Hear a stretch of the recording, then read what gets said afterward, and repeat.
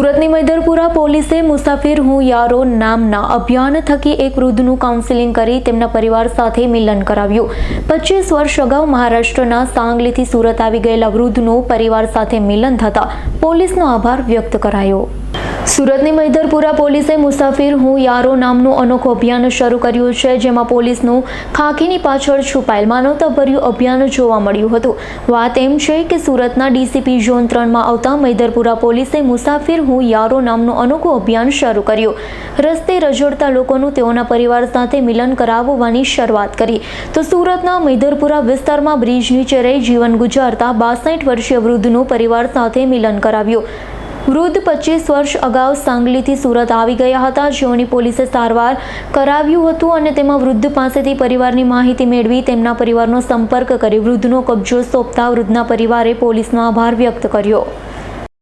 આપ લોગ જાણો છો તેમ સુરત શહેરમાં ઝોન 3 ની ટીમ દ્વારા એક અભિયાન અમે સ્ટાર્ટ કર્યું હતું, જેનું નામ રાખેલું હતું મુસાફિર હું યારો, જેમાં જે અમારા વિસ્તાર જે ઝોન 3 વિસ્તારમાં રેલવે સ્ટેશન અને બસ સ્ટેશન આવેલું છે, તો અહીંયા રસ્તે રઝળતા ઘણા બધા માણસો ધ્યાનમાં આવતા હોય છે।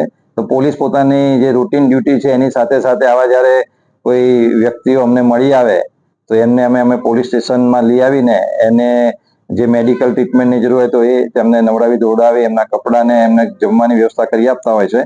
અને એ કર્યા પછી અમે એમની ફેમિલી બેકગ્રાઉન્ડ ને બધી વિગતો મેળવતા હોય છે। એને પાછળનો અમારો આશ્રય એટલો જ હોય છે કે ભાઈ એમના ફેમિલીથી જો એ વિખૂટા પડી ગયા હોય તો એ લોકોનું અમે મિલન કરાવી શકીએ। તો આ જ અભિયાનમાં અત્યાર સુધી અમે 10 કરતા વધારે આવા અલગ અલગ વ્યક્તિઓ, જેની અંદર 2 મહિલાઓનો પણ સમાવેશ થાય છે, એમને એમના ફેમિલીને અમે પરત કરેલા છે।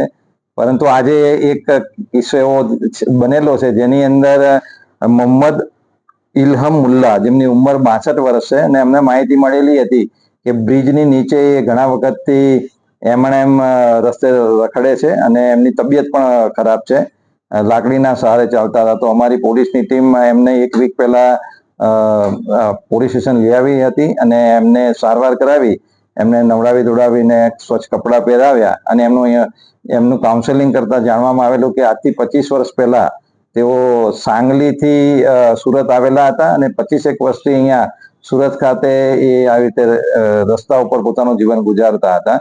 ખાલી અમારી પાસે એ સાંગલીના છે એટલી જ માહિતી હતી, પરંતુ એના આધારે અમારી સુરતની ટીમ અમે કામે લગાડી હતી અને રેલવે બસ સ્ટેશનની અંદર જે સાંગલીની બસો લઈને આવતા ડ્રાઈવર્સ હતા એનો અમે કોન્ટેક્ટ કરેલો હતો અને એમને આમના ફોટોગ્રાફ્સ અને એમની વિગત આપી એમને અમે રિક્વેસ્ટ કરી હતી કે ભાઈ આપ તમે સાંગલી જાઓ ત્યારે આની થોડી શોધખોળ કરજો। અને નસીબ એટલું સારું હતું કે સાંગલીથી એમના એક સનની મોબાઈલ નંબર અમને મળી ગયો હતો, જેની સાથે કોમ્યુનિકેશન એસ્ટાબ્લિશ કરી એમના ફોટોગ્રાફ્સ ને બધું મોકલતા એ લોકોએ કન્ફર્મ કર્યું હતું કે હા એ અમારા ફાધર જ છે અને એમનો ફેમિલીનો કોન્ટેક્ટ થતા આજે એમનો દીકરો જે કર્ણાટક રહે છે, તો કર્ણાટકથી એમનો એક દીકરો આજે એમને લેવા માટે આવેલો છે અને આજે 25 વર્ષ પછી ફાધર અને પુત્રનું મિલન કરેલું છે અને બધા અત્યારે ખુશ થઈને એમના પોતાના પરિવારનું મિલન કરી પોતાના પરિવાર પાસે મોહમ્મદ ઇલ્હીમ જશે। એટલે પોલીસનો અમે ખૂબ જ અમે આજ આનંદિત છીએ કે ભાઈ આજે એક પરિવારને અમે મિલન કરાવી શક્યા।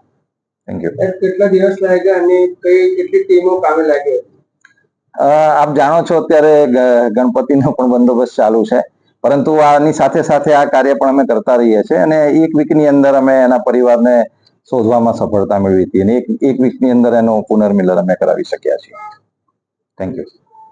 Bureau report S9 news Surat.